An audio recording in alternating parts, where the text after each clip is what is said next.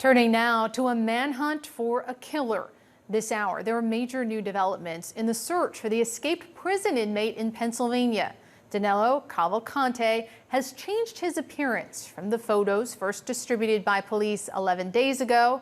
This is doorbell video from last night showing Cavalcante is now clean shaven with a change of clothes aside from his prison pants. And this van that he stole last night has been found. It was abandoned in a field behind a barn. In an afternoon news conference, Pennsylvania State Police confirmed that their officers are authorized to use deadly force if they encounter Cavalcante and he does not immediately surrender. He is somebody that comes from a background where he has endured some hardship, and there's no doubt he is willing to endure some hardship now. His choice is to go to prison for the rest of his life. He chooses not to do that. Unfortunately, that is not what's going to prevail in the long run. CNN's Polo Sandoval joins us now from Westchester, Pennsylvania. Polo, what are you learning today?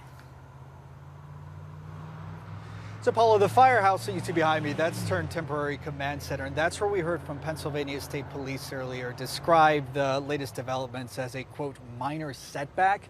That when you look at the investigation and where it's at, that could potentially be seen as an understatement considering what we've seen here, especially since Danilo Cavalcante is no longer technically contained to a certain area based on what we heard from investigators. And in a map, you can kind of sort of retrace where this 34-year-old escaped killer has been the last day or so. According to investigators, it was last night that he managed to slip out of that perimeter near Lockwood Gardens, where we've been reporting from for the last several days, along with my colleagues as well. And they believe that he quite literally just made it across the street onto a dairy farm where the keys to a van had been left in that vehicle. So it was as easy as jumping in that car and then driving about 22 miles north to the Phoenixville area. And that's where these new images are from the doorstep of a former co-worker of Cavalcante. Authorities are sharing these pictures. As you mentioned, he looks clean shaven and looks all in all in fairly good spirits for somebody who's been on the run for well over a week and a half. But at one point then he resumes that drive and then makes it about 10 miles west to northern Chester County, which is where he quite literally ran out of gas and had to ditch that vehicle. I asked Lieutenant Colonel George Bivens earlier today during that briefing where they think he could have been heading to. He seems to have gone west about 11 miles. He was behind the wheel, as you point out. Yes. He literally ran out of gas. So where, as you try to kind of make up for any ground lost, where do you think he was going if he was going west? Well, again, I think he's looking for assistance, and I think he had a reason to do that. Where would be his next stop if he not? Well, I'm not going to go any further than that, but I think that that's a strong motivator for someone if they're looking for assistance. You hear their authorities hesitant to really say where they think he might be. We do know that there is a temporary perimeter set up there in that particular township where he abandoned that van.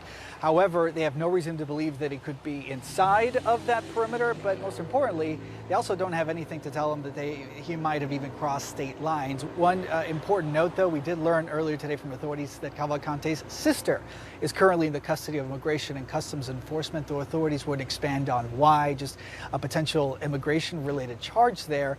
But they are certainly hoping to cut off any potential support here, Paula, for this individual that continues on the run. One of the biggest concerns right now, with every day, it makes them even more desperate. So they expect that he could potentially try to steal another vehicle. Of course, their concern there is that he could potentially carjack an individual as they continue to work to track him down. And certainly, of course, criticism is mounting on his force of hundreds of men and women in law enforcement, yet he was able to slip away. Polo, the entire country watching that search. Thank you so much.